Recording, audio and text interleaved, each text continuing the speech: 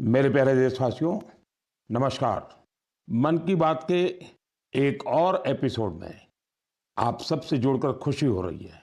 इधर बीच चुनाव की भागदौड़ रही है, लेकिन आपके पत्रों और संदेशों के माध्यम से हमने देश और देशवासियों की उपलब्धियों पर एक दूसरे से अपनी खुशियां साझा भी की है। इस बार मन की बात की शुरुआत देश की एक ऐसी ही बहुत बड़ी उपलब्धि से करते हैं। साथियों, भारत ने विज्ञान को हमेशा देश की प्रगति से जोड़कर देखा है। इसी सोच के साथ हमारे वैज्ञानिक सिविल न्यूक्लियर प्रोग्राम को आगे बढ़ा रहे हैं। उनके प्रयासों से यह कार्यक्रम राष्ट्र निर्माण में अहम योगदान दे रहा है। इससे हमारी इंडस्ट्रियल ग्रोथ को, एनर्जी सेक्टर को, हेल्थ केयर सेक्टर को बहुत लाभ हुआ है। खेती किसानी से लेकर आधुनिक इनोवेटर्स को भी भारत के सिविल न्यूक्लियर प्रोग्राम ने बहुत मदद की है। साथियों, कुछ ही दिन पहले हमारे न्यूक्लियर साइंटिस्ट ने एक और बड़ी उपलब्धि से भारत का गौरव बढ़ाया है। तमिलनाडु के कलपक्कम में फास्ट ब्रीडर रिएक्टर ने क्रिटिकलिटी हासिल कर ली है। दरअसल क्रिटिकलिटी वह स्टेज है जिसमें रिएक्टर पहली बार self sustaining nuclear chain reaction में सफलता हासिल करता है। इस स्टेज का मतलब है रिएक्टर का ऑपरेशन फेज में पहुंचना। भारत की न्यूक्लियर एनर्जी जर्नी में एक ऐतिहासिक माइलस्टोन है। और बड़ी बात यह भी कि परमाणु रिएक्टर पूरी तरह स्वदेशी तकनीक से निर्मित है। साथियों, इसे ब्रीडर रिएक्टर क्यों कहते हैं, इसके पीछे भी एक वजह है। एक ऐसा सिस्टम है जो ऊर्जा के उत्पादन के साथ साथ भविष्य के लिए नया ईंधन भी खुद ही तैयार करता है। साथियों, मुझे मार्च 2024 का वह समय भी याद है जब मैं कलपक्कम में रिएक्टर की कोर लोडिंग का साक्षी बना था। मैं उन सभी को बधाई देता हूं जिन्होंने भारत के परमाणु कार्यक्रम में अपना अमूल्य योगदान दिया है। देशवासियों का जीवन बेहतर और आसान बनाने के लिए उनका यह प्रयास बहुत ही सराहनीय है। इससे विकसित भारत के हमारे संकल्प को भी एक नई ऊर्जा मिलेगी। मेरे प्यारे देशवासियों, मन की बात में आज मैं एक ऐसी शक्ति की बात करना चाहता हूं जो अदृश्य है, लेकिन जिसके बिना हमारा जीवन एक पल भी न चले। यही ताकत भारत को आगे बढ़ा रही है। यह हमारी पवन शक्ति है। हमारे प्राचीन ग्रंथों में कहा गया है, वायुर्वा इति व्यष्टि, वायुर्वै समष्टिः। अर्थात वायु सिर्फ एक तत्व नहीं है, यह जीवन की ऊर्जा है, यह समष्टि की शक्ति है। साथियों, आज यही पवन शक्ति भारत के विकास की नई कहानी लिख रही है। भारत ने हाल ही में पवन ऊर्जा यानी विंड एनर्जी में बड़ी उपलब्धि हासिल की है। अब भारत का wind energy generation capacity 56 gigawatt से अधिक हो चुकी है। पिछले एक साल में ही करीब 6 गीगावाट नई क्षमता जुड़ी है। विंड एनर्जी में भारत तेजी से आगे बढ़ रहा है और दुनिया भी हमारी तरफ देख रही है। साथियों, आज भारत विंड एनर्जी कैपेसिटी में दुनिया में चौथे स्थान पर है। यह हमारे इंजीनियरों की मेहनत है, यह हमारे युवाओं का परिश्रम है, यह देश की सामूहिक इच्छा शक्ति का प्रतीक है। साथियों, गुजरात, तमिलनाडु, महाराष्ट्र, राजस्थान, देश के अनेक राज्य इस सेक्टर में अपना परचम लहरा रहे हैं। गुजरात के कच्छ, पाटन, बनासकांठा जैसे क्षेत्र जहां पहले सिर्फ रेगिस्तान नजर आता था, आज वहां बड़े रिन्यूएबल एनर्जी पार्क बन रहे हैं। इसका लाभ युवाओं को मिल रहा है, नए अवसर बन रहे हैं, नई स्किल विकसित हो रही है, रोजगार के नए रास्ते खुल रहे हैं। साथियों, भारत के विकास के लिए सौर और पवन ऊर्जा जरूरी है। ये सिर्फ पर्यावरण की बात नहीं है, ये हमारे भविष्य की सुरक्षा है। इसमें हम सबकी भूमिका है। हमें बिजली बचानी है, हमें स्वच्छ ऊर्जा, क्लीन एनर्जी अपनानी है। देश में हर स्तर पर ऐसे प्रयास जरूरी हैं, क्योंकि इन्हीं से बड़ा बदलाव आता है। साथियों, मई महीने की शुरुआत एक पावन अवसर के साथ होने जा रही है। कुछ ही दिनों में हम बुद्ध पूर्णिमा मनाएंगे। मैं आप सभी देशवासियों को अपनी अग्रिम शुभकामनाएं देता हूं। भगवान गौतम बुद्ध का जीवन संदेश आज भी उतना ही प्रासंगिक है। उन्होंने हमें सिखाया है कि शांति हमारे भीतर से शुरू होती है। उन्होंने बताया है कि स्वयं पर विजय सबसे बड़ी विजय होती है। आज दुनिया जिस तरह के तनावों और संघर्षों से गुजर रही है, ऐसे समय में बुद्ध के विचार और भी अहम हो गए हैं। साथियों, दक्षिण अमेरिका के चिली में एक संस्था भगवान बुद्ध के विचारों को आगे बढ़ा रही है। लद्दाख में जन्मे ड्रपपोन ओजेर रिनपोछे के मार्गदर्शन में काम हो रहा है। यह संस्था ध्यान और करुणा को लोगों के जीवन से जोड़ रही है। कोची गुआज घाटी में बना स्तूप लोगों को शांति का अनुभव कराता है। वाकई यह देखकर गर्व होता है। भारत की प्राचीन धारा दुनिया तक पहुंच रही है। दूर दराज के लोग भी इससे जुड़ रहे हैं। साथियों, बौद्ध परंपरा हमें प्रकृति से जुड़ना भी सिखाती है। भगवान बुद्ध को ज्ञान एक वृक्ष के नीचे मिला था। प्रकृति हमारे जीवन का अभिन्न हिस्सा है। देश में भी ऐसे प्रयास हो रहे हैं। कर्नाटका में कर्मा मोनेस्ट्री इसका अच्छा उदाहरण है। यह मठ एक जीवंत वन क्षेत्र है जो 100 एकड़ में फैला है। इस वन में 700 से अधिक देसी वृक्षों को संरक्षित किया गया है। साथियों, बुद्ध का संदेश सिर्फ अतीत नहीं है, यह आज भी प्रासंगिक है और भविष्य के लिए भी जरूरी है। बुद्ध पूर्णिमा का यह अवसर प्रेरणा देता है। हम अपने जीवन में शांति बढ़ाएं, करुणा अपनाएं और संतुलन के साथ आगे बढ़ें। मेरे प्यारे देशवासियों, आप सभी जानते हैं हमारे देश में अब 23 जनवरी यानी नेताजी सुभाष की जयंती से लेकर 30 जनवरी यानी गांधी जी की पुण्यतिथि तक गणतंत्र का महोत्सव मनाया जाता है। इसी महोत्सव का अहम हिस्सा होता है बीटिंग रिट्रीट। आज मैं आपसे बीटिंग रिट्रीट की चर्चा कर रहा हूं क्योंकि इसके पीछे खास वजह है।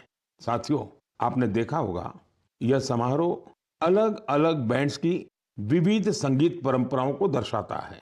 बीते कुछ सालों से इसमें भारतीय संगीत का समावेश बढ़ा है और ये देश के लोगों को भी बहुत पसंद आ रहा है। इस साल की बीटिंग रिट्रीट सेरेमनी भी बहुत यादगार रही थी। एयरफोर्स, आर्मी, नेवी और सीएपीएफ के बैंड्स ने बहुत ही अच्छी परफॉर्मेंस दी थी।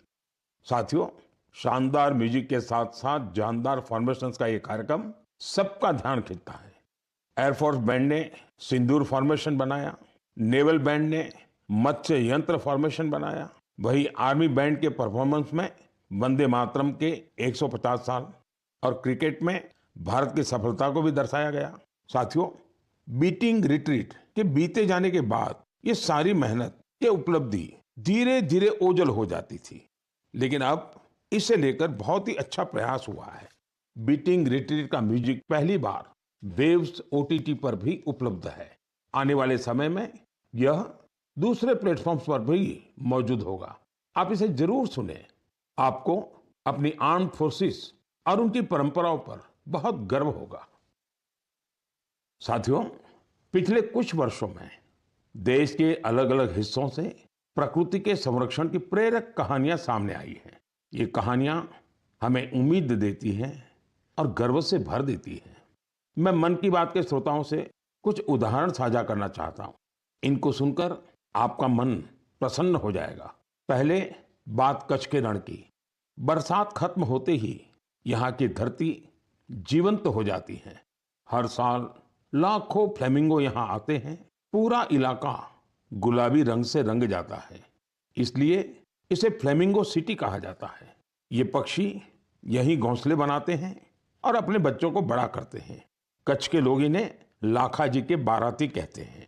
अब लाखा जी के बाराती कच्छ में पर्यावरण संरक्षण के बड़े सुंदर प्रतीक बन गए हैं।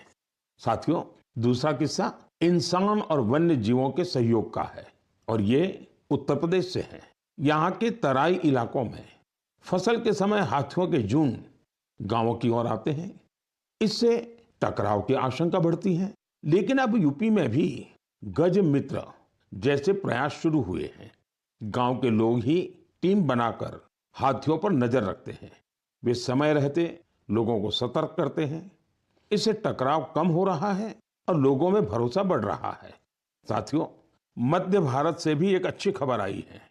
छत्तीसगढ़ में ब्लैक बक यानी काले हिरण फिर से दिखाई देने लगे हैं। एक समय इनकी संख्या बहुत कम हो गई थी, लेकिन लगातार प्रयास हुए और संरक्षण बढ़ाया गया। आज ये फिर से खुले मैदानों में दौड़ते नजर आते हैं। ये हमारी खोती विरासत की वापसी है। ऐसे ही उम्मीद ग्रेट इंडियन बस्टर्ड यानी गोडावण के संरक्षण में भी दिख रही है। ये पक्षी हमारे रेगिस्तानी इलाकों की पहचान हुआ करती थी, लेकिन एक समय इसकी संख्या बहुत कम रह गई थी। हालत ये थी कि ये पक्षी लुप्त होने की कगार पर पहुंच गई थी, लेकिन अब इसके संरक्षण के लिए बड़ा अभियान चल रहा है। वैज्ञानिक तरीके अपनाए जा रहे हैं, प्रजनन केंद्र बनाए गए हैं और अब नए जीवन की शुरुआत दिखाई दे रही है। साथियों, प्रकृति और मानव अलग नहीं है, हम एक दूसरे के साथी हैं। जब हम प्रकृति को समझते हैं, उसका सम्मान करते हैं और उसके साथ मिलकर चलते हैं, तो बदलाव साफ दिखाई देता है। आज यही बदलाव देश के कोने कोने से नई उम्मीद बनकर सामने आ रहा है। मेरे प्यारे देशवासियों, नॉर्थ ईस्ट हम सब के लिए अष्टलक्ष्मी है। यहाँ भरपूर टैलेंट है और नॉर्थ ईस्ट की प्राकृतिक सुंदरता भी सबका ध्यान खींचती है। मन की बात में भी हम अक्सर नॉर्थ ईस्ट के लोगों की उपलब्धियों पर चर्चा करते आए हैं।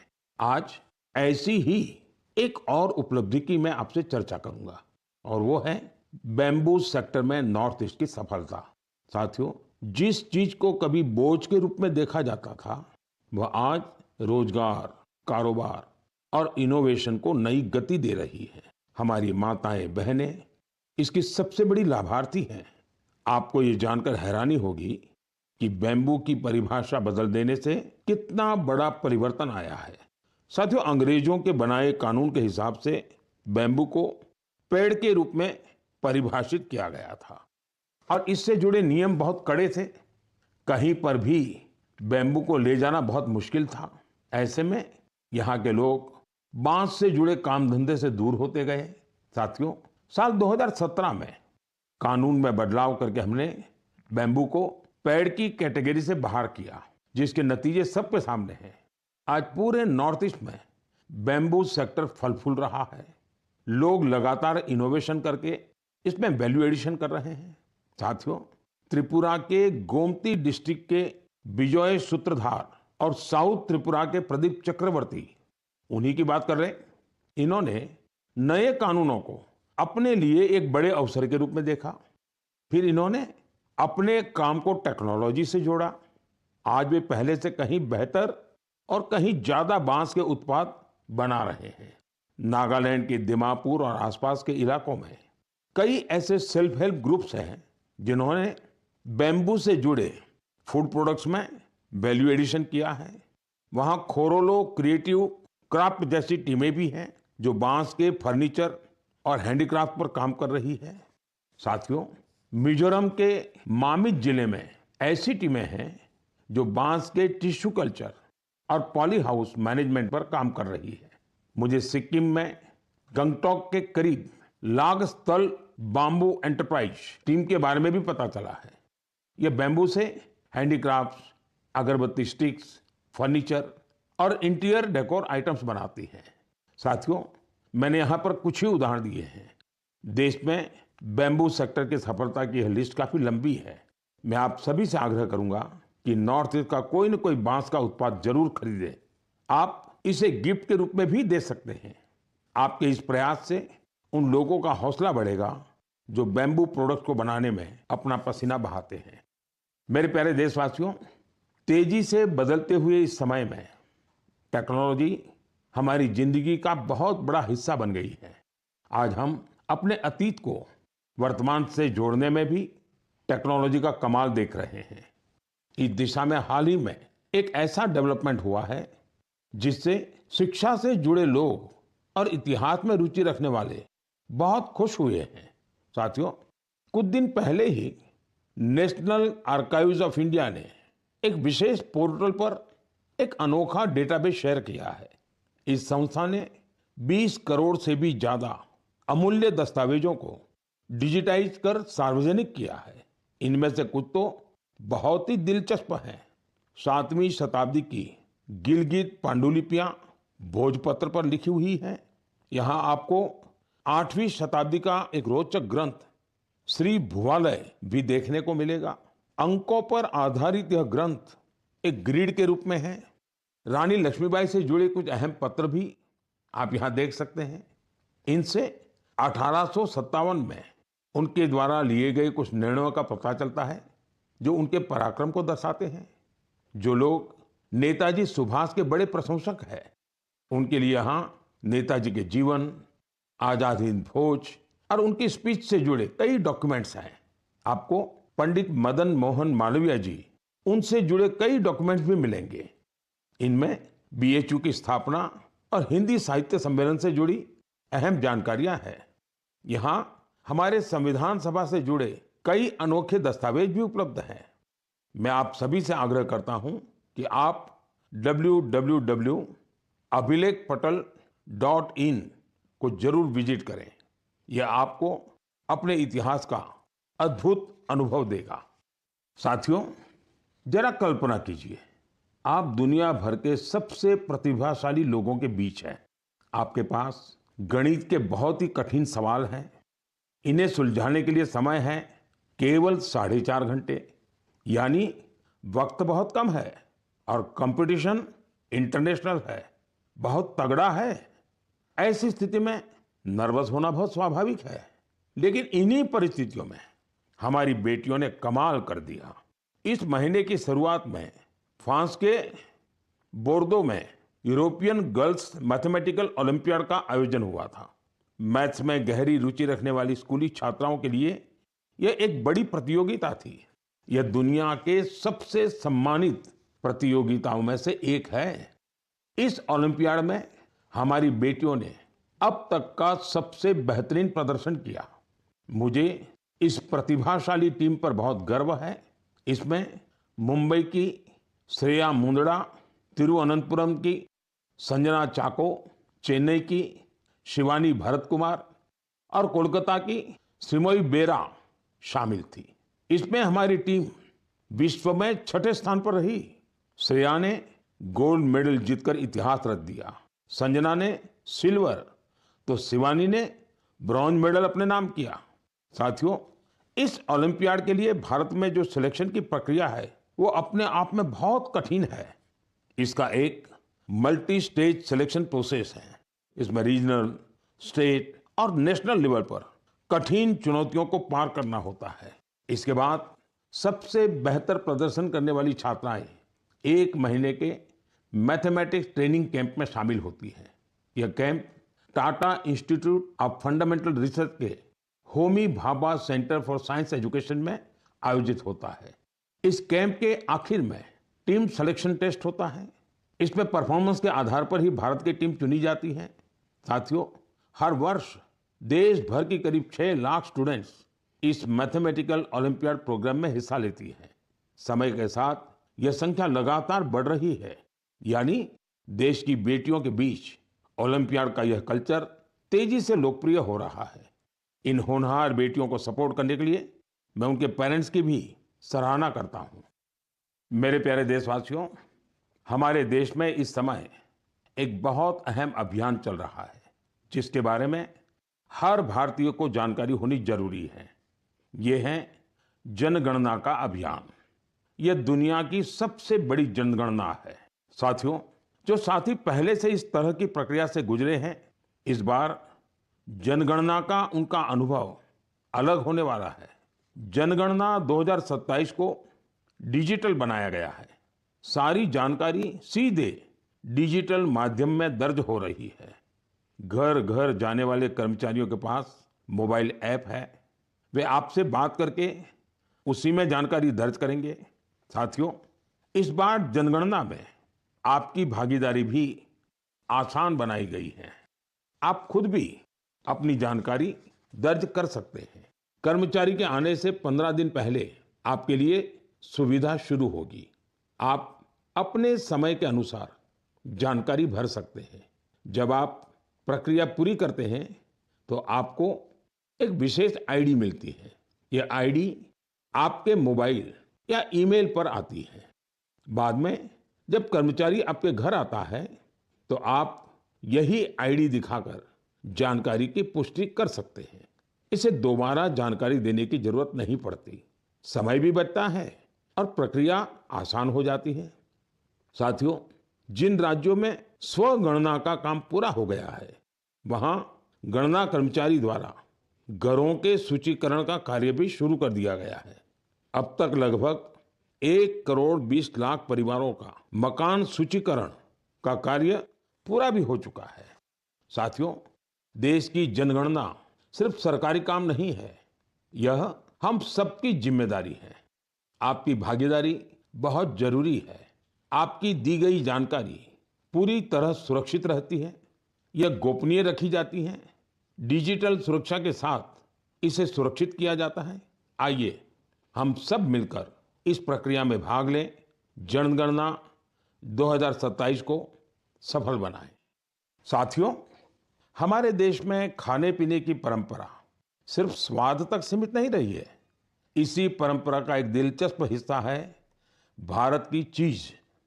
कुछ दिन पहले मैंने ट्वीट के माध्यम से एक जानकारी साझा की थी। ब्राजील में आयोजित एक अंतर्राष्ट्रीय चीज प्रतियोगिता में भारतीय चीज के 2 ब्रांड्स को प्रतिष्ठित पुरस्कार मिले हैं। इस उपलब्धि की चर्चा सोशल मीडिया पर भी खूब हुई। कई लोगों ने मुझसे कहा कि भारत में चीज की जो विविधता है उस पर भी बात होनी चाहिए। साथियों, भारत के डेयरी सेक्टर में बहुत बड़ा बदलाव आ रहा है। इस सेक्टर में वैल्यू एडिशन ने हमारे पारंपरिक स्वाद को एक नई पहचान दी है। आज भारतीय चीज दुनिया भर में अपनी जगह बना रही है। ब्रेकफास्ट हो, लंच हो या डिनर, दुनिया की प्लेटों में भारत का स्वाद पहुंच रहा है। जम्मू कश्मीर की कलारी चीज को ही लीजिए, इसे कश्मीर का मोजेरेला कहा जाता है। गुजर बकरवाल समुदाय के लोग पीढ़ियों से इसे बनाते और खाते आए हैं। वहीं सिक्किम, अरुणाचल प्रदेश और लद्दाख में छुरपी बहुत प्रसिद्ध है। पहाड़ों की सादगी और कोमलता इसके स्वाद में भी महसूस होती है। इस चीज की खास बात यह है कि इसे याक के दूध से बनाया जाता है। साथियों, महाराष्ट्र और गुजरात में टोपलीनू पनीर, जिसे सुरती चीज भी कहा जाता है, वह भी अपनी एक अलग पहचान रखता है। मैंने यहाँ सिर्फ कुछ नाम लिए हैं, लेकिन हमारे देश में स्वाद की यह दुनिया बहुत व्यापक है। आज इस परंपरा को नई ताकत मिल रही है। अनेक भारतीय कंपनियां इस क्षेत्र में निवेश कर रही हैं। आधुनिक तकनीक आ रही है, बेहतर पैकेजिंग हो रही है और हमारे उत्पाद वर्ल्ड स्टैंडर्ड के साथ आगे बढ़ रहे हैं। इसी का परिणाम है कि भारतीय चीज अब देश की सीमाओं से निकलकर दुनिया के बाजारों और रेस्तरां तक पहुंच रही है। आज हम लोकल से ग्लोबल की बात करते हैं, उसमें भारतीय चीज का उदाहरण हमें आगे की दिशा दिखाता है। मुझे विश्वास है भारत का स्वाद, भारत की परंपरा और भारत की गुणवत्ता दुनिया के लोगों को एक नया अनुभव देगी और भारत से एक नया जुड़ाव भी बनाएगी। मेरे प्यारे देशवासियों, इस महीने देश के कई हिस्सों में नववर्ष सहित अनेक पर्व त्योहार मनाए गए। कुछ ही दिन बाद 9 मई को पोचिशे बैसाख के अवसर पर हम गुरुदेव टैगोर की जन्म जयंती मनाएंगे। गुरुदेव बहुआयामी व्यक्तित्व के धनी थे। वे एक महान लेखक और विचारक तो थे ही, उन्होंने कई प्रसिद्ध संस्थानों को भी आकार दिया। गुरुदेव टैगोर लोगों के लिए ऐसे उद्योगों के पक्षधर थे जिनमें स्थायी रोजगार मिलने के साथ ही गांवों का भी कल्याण हो। उनके रविंद्र संगीत का प्रभाव आज भी दुनिया भर में बना हुआ है। मेरे लिए शांति निकेतन की यात्राएं अविस्मरणीय रही। यह वही इंस्टीट्यूशन है जिसे उन्होंने पूरे समर्पण भाव से सींचा और संवारा था। उन्हें एक बार फिर मेरी विनम्र श्रद्धांजलि। साथियों, मई का महीना 1857 के प्रथम स्वतंत्रता संग्राम की याद भी दिलाता है। मैं मां भारती की सभी वीर संतानों को नमन करता हूं, जिन्होंने लोगों में देशभक्ति की भावना जागृत की थी।